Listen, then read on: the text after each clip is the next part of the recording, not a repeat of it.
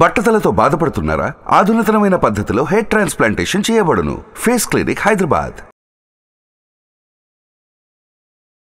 మనము పిల్లలు పుట్టినప్పుడు ఎంత పండగలాగా చేసుకుంటాం కదా. ఎన్నో కలలు కంటాం. అఫ్ కోర్స్ పిల్లలు మనల్ని ఏదో రేపు పొద్దున చూస్తారు అన్న దాంతో కాదు, ఏదో ఆశించి పిల్లల్ని తల్లిదండ్రులు పెంచారు. ఏంటి అంటే వాళ్ళకు ఒక బంగారం లాంటి భవిష్యత్తు ఇవ్వాలి. బిడ్డ కింద పడితే తల్లడిల్లిపోతాం తప్పటడుగులు వేసేటప్పుడు. కానీ స్కూల్కి వెళ్ళి స్కూల్లో చేర్పించి బయటకు వస్తే ఏడుపుతో తల్లులు ఎంత మంది ఉంటారు. వాళ్ళే ప్రపంచం, అంతే, ఏం తెలియదు. ఆ టైంలో భర్తను కూడా మనం కాదనుకొస్తాం. భర్తను పక్కన పెట్టి పిల్లలు వచ్చే వరకే భర్త, పిల్లలు వచ్చిన తర్వాత మన ప్రయారిటీ అంతా పిల్లలే. అంటే మన ప్రాణం ఏంది అంటే పిల్లలే. మన స్ట్రెంగ్త్ వాళ్ళే, మన వీక్నెస్ వాళ్ళే. అంటే అంత అరిచేతిలో పెట్టుకొని ఎంత బాగా చూసుకున్న పిల్లల్ని కొంతమంది పిల్లలు సడన్ గా మారిపోతారు పెళ్ళి అయిపోయి. ఓల్డ్ ఏజ్ హోమ్ లో చూస్తే ఒక్కొక్కరిని చూస్తే కళ్ళల్లో నీళ్ళు వస్తాయి. అందరు దాంట్లో నిరుపేద వాళ్ళు ఉంటారు, మధ్యతరగతి వాళ్ళు, కోటీశ్వరులు ఉంటారు. నేను వెళ్తాను every month I care old age home అని అక్కడ ఎక్కడది తిరుమలగిరిలో ఉందన్నమాట. నేను ఎవ్రీ మంత్ సోషల్ సర్వీస్ చేస్తాను కదా, అట్లాగా నేను ఓల్డ్ ఏజ్ హోమ్ కూడా వెళ్తాను.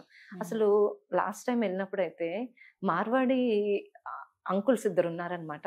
వాళ్ళని చూస్తే నాకు ఎంత బాధ అనిపించింది అంటే, వాళ్ళు చాలా డిగ్నిఫైడ్గా ఉన్నారు, చాలా వెల్ ఎడ్యుకేటెడ్గా ఉన్నారు.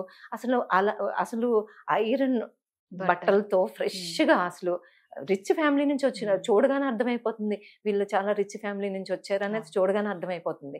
అంటే కొంతమంది చాలా కదలలేని స్థితిలో ఉన్న లేడీస్ ఉంటారు కదా, ఓల్డ్ పాపం వాళ్ళు ఉన్నారు, ఇలాంటి వాళ్ళు ఉన్నారనమాట. నేను అడిగా ఆయన్ని, సార్ మీరు చాలా ఎడ్యుకేటెడ్ లా ఉన్నారు అంటే, ఆయన మంచి గ్రూప్ 1 సర్వీస్ ఏదో మంచి గవర్నమెంట్ సర్వీస్ చేసి రిటైర్ అయిన ఆయన అనమాట. అదేంటి సార్ మరి ఇక్కడ ఉన్నారు మీరు అని చెప్పేసి అంటే, కోడలికి ఇష్టం లేదంట. ఆయన కొడుకు దగ్గర ఉండడం కోడలికి ఇష్టం లేదంట. ఇంకా ఆయన ఫంక్షన్ కూడా ఆయనకు వస్తది కదా, ఫైనాన్షియల్లీ బర్డెన్ కూడా లేదు కదా. ఏంటి కాళ్ళు చేతులు చక్కగా తిరుగుతున్న మనిషి. అవును, తిరుగుతున్న మనిషి. ఇప్పుడు కోడలు చేయలేకపోతే ఒక పనమ్మాయిని పెట్టుకోవాలి. ఆయనకి ఎలాగో ఫంక్షన్ వస్తుంది. నిజంగా నాకు ఇంటికి వచ్చాక రోజు నిద్ర పట్టలేదు. ఆయన మీద ఒక 2 రోజులు ఆలోచించాను నేను. చాలా బాధ అనిపించింది. ఈ ఓల్డ్ ఏజ్ హోమ్స్ అంటే ఒక రకంగా ఓల్డ్ ఏజ్ హోమ్స్ లేకపోతే బాగుండేమో అనిపిస్తూ ఉంటది మనసుకి. ఎందుకంటే కనీసం ఇంట్లో పెట్టుకుంటారేమో అనిపిస్తుంది. కానీ ఉండడం చాలా మంచిదని ఒకసారి అనిపిస్తుంది. ఎందుకంటే కనీసం ఇలా బయట పంపించేసిన వాళ్ళకి షెల్టర్ అనేది దొరుకుతుందని. నిజమే. ఎక్కువ ఓల్డ్ ఏజ్ హోమ్స్ కి వెళ్ళే వాళ్ళు అంటే పిల్లలు ఫారెన్ లో సెటిల్ అయిపోయి ఫారెన్ లో ఉండి వాళ్ళని చూసుకునే బాధ్యత, అంటే ఇంకా బాధ్యత వాళ్ళు తీసుకోలేరు అక్కడ సెటిల్ అయిపోయినప్పుడు. సరే, వాళ్ళు ప్రతిదీ డబ్బుతో ముడిపెడతారు, మేము ఇంత పంపించేస్తాము మీరు ఉండండి. కానీ ఇక్కడ వాళ్ళని బాధ్యతగా చూసుకునే వాళ్ళు ఉండాలి కదా. అలాగా ఒక మనిషి అంటు పెట్టుకుని ఉండాలి కదా ఒక ఏజ్ వచ్చిన తర్వాత. అలాగ లేనప్పుడు ఆ ఫెసిలిటీ కోసం ఓల్డ్ ఏజ్ హోమ్స్. మేము మా పేరెంట్స్ ని మంచి ఓల్డ్ ఏజ్ హోమ్ లోనే పెట్టాం కదా, ఏసీ హాల్స్ ఉన్నాయే పెట్టాము, డబ్బు ఎక్కువ కడుతున్నాము, ఫుల్ ఫెసిలిటీ. అవి కూడా ఓల్డ్ ఏజ్ హోమ్లు కూడా 5 స్టార్ లాంటి ఓల్డ్ ఏజ్ హోమ్లు కూడా ఉన్నాయి ఇలాంటి రిచ్ వాళ్ళు పెట్టడానికి అనమాట. సో అక్కడ ప్రతిదీ డబ్బుతో కొలుస్తున్నారు కానీ ప్రేమతో, లవ్ అండ్ ఎఫెక్షన్ తో కొలవట్లేదు. దీనివల్ల ఈ ఓల్డ్ ఏజ్ హోమ్స్ అనేది ముఖ్యంగా వాళ్ళు వాళ్ళ పిల్లల్ని మిస్ అవ్వడం కాక మనవళ్ళని మనవరాళ్ళని చాలా మిస్ అవుతారు. మొన్న మనం రీసెంట్ గా చూస్తే ఒక అమ్మాయి జస్ట్ ఓల్డ్ ఏజ్ చూసాను, నేను కూడా వీడియో చూసాను. వాళ్ళ నానమ్మని చూసి ఏడ్చింది అమ్మాయి. ఇంకా దారుణం, చాలా బాధ అనిపించింది. కరెక్ట్, అది చాలా బాధ అనిపించింది. అంటే ఇప్పుడు ఒక ఇంటికి కోడలుగా వెళ్ళిన అమ్మాయి మైండ్ సెట్ ఎలా ఉండాలి అంటే మనం చెప్పడం ఈజీయే, తల్లిలాగే చూడాలి అత్తగారిని, కూతురులాగే చూడాలి కోడల్ని అనేది చెప్పడానికి బాగుంటది కానీ ఆచరించట్లేదు అది. ఎందుకంటే ఇప్పుడు తల్లికి ఇచ్చే వాల్యూ అత్తగారికి ఇవ్వరు. ఇప్పుడు అత్తగారి ఇంట్లో ఉంటారు, అమ్మ అది క్లీన్ గా పెట్టమ్మా, ఇది క్లీన్ గా పెట్టమ్మా, అబ్బాయి వచ్చేసరికి కొంచెం నీట్ గా తయారవ్వమ్మా, ఈ రెస్పాన్సిబిలిటీలు చెప్తా ఉంటారు. అది విసుగు వీళ్ళకి, అది చేదస్తాం అనుకుంటారు, అది నచ్చదు వీళ్ళకి. వీళ్ళు ఎక్కడ పడితే అక్కడ పెంట కుప్పలా పడేయాలి, వాళ్ళు ఎలా పడితే అలా నైటీలు వేసుకుని తిరగాలి. ఇవన్నీ వాళ్ళకి ఫ్రీడమ్ కి అడ్డు రాకూడదు. ఎప్పుడైతే అడ్డొచ్చారో వాళ్ళు మనకు అడ్డైపోతారు. వాళ్ళ మీద లేనిపోని చెప్తారు కొడుకులు చూడరు కదా, పిల్లని చెప్పిందే నిజం అనుకుంటారు. చిన్నప్పటి నుంచి పెంచి వాళ్ళకి ఉన్న వాళ్ళే పంచప్రాణాలుగా పెరుగుతారు పేరెంట్స్.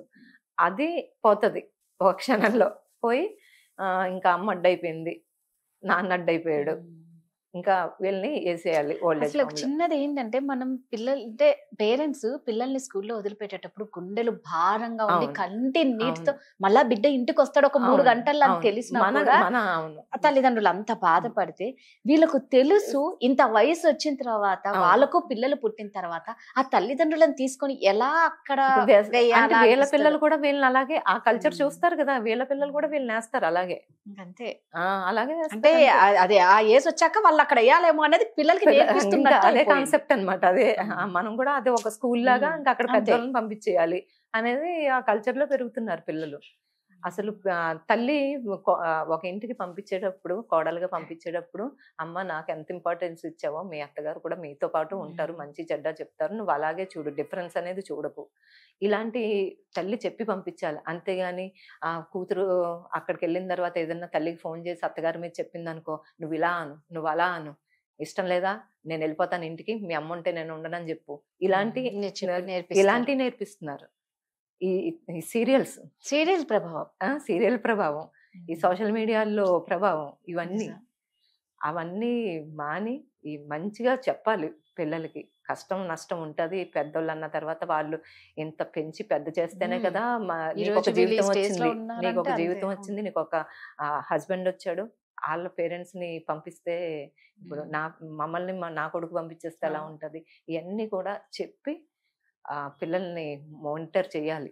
చేస్తే ఫస్ట్ ఈ పేరెంట్స్ కూడా ఏం చేయాలి, వాళ్ళకి ఆస్తులు ఏమున్నాయి, మనకి ఎంత ఆస్తులు ఉన్నాయి, చిన్నప్పటి నుంచి ఒరే నేను అక్కడ అది కొన్నాను రా, నేను ఇది కొన్నాను రా, నేను ఇది నీ పేరుని రాస్తాను, ఆ పేరుని రాస్తాను అని చెప్పొద్దు పేరెంట్స్. చెప్తే అన్ని రాయించేసుకుని ఓల్డ్ ఏజ్ హోమ్ లోనే పడేస్తారు. ప్రతి లాస్ట్ మినిట్ వరకు పిల్లల పేరుని ఏమీ రాయొద్దు నన్ను అడిగితే.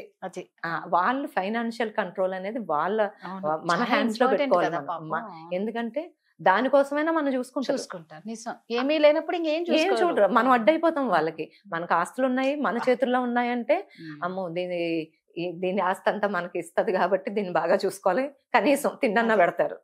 లేదు ముందే మనం రాసేసాం అనుకో వెంటనే వేసేస్తారు ఓల్డ్ ఏజ్ హోమ్ లో. ఇది ఫైనాన్షియల్ కంట్రోల్ అనేది పేరెంట్స్ ఖచ్చితంగా లాస్ట్ స్టేజ్ వరకు వాళ్ళ హ్యాండిల్లోనే ఉంచుకోవాలి. ఇది అంటే నా లేదు అవును 100% వాళ్ళ దగ్గర ఉండాలి. ఆ ఫైనాన్షియల్ గా స్ట్రాంగ్ అనేది వాళ్ళ ఆస్తుల్ని వాళ్ళ పేరునే ఉంచుకోవాలి. వాళ్ళ తదనంతరమే పిల్లలకి ఇవ్వడం అనేది, వాళ్ళ పిల్లలకు కూడా వాళ్ళ మనవలకు అలా ఎలాగో పిల్లలకే ఇస్తారు, అల్టిమేట్ గా ఇస్తారు కాబట్టి. సో మనం అప్పటి వరకు మన ఓల్డ్ ఏజ్ హోమ్ రోడ్ల మీద పడేయడాలు ఇలాంటివి ఏమీ లేకుండా కనీసం మన మీద ప్రేమ లేకపోయినా మన డబ్బు మీద ఉన్న ప్రేమతోనైనా ఇంట్లో అనే కొంచెం జాగా అనేది ఇస్తారు కదా. కానీ ఎంత బాధాకరమైన విషయం అంటే ఓల్డ్ ఏజ్ హోమ్ గురించి మాట్లాడుకున్న అసలు కళ్ళంటి నీళ్ళు వస్తాయి, అసలు గూస్ బంప్స్ వస్తాయి. అక్కడికి వెళ్ళి వాళ్ళు జీవితంలో అనుకునిండరు రేపు మేము ఇక్కడ ఉంటాము, ఊహించిండరు కూడా ఊహించిండరు. అలా ఎందుకంటే తండ్రి చనిపోయాడనుకో తల్లి భారం అయిపోతాడు, తల్లి చనిపోతే తండ్రి భారం అయిపోతాడు.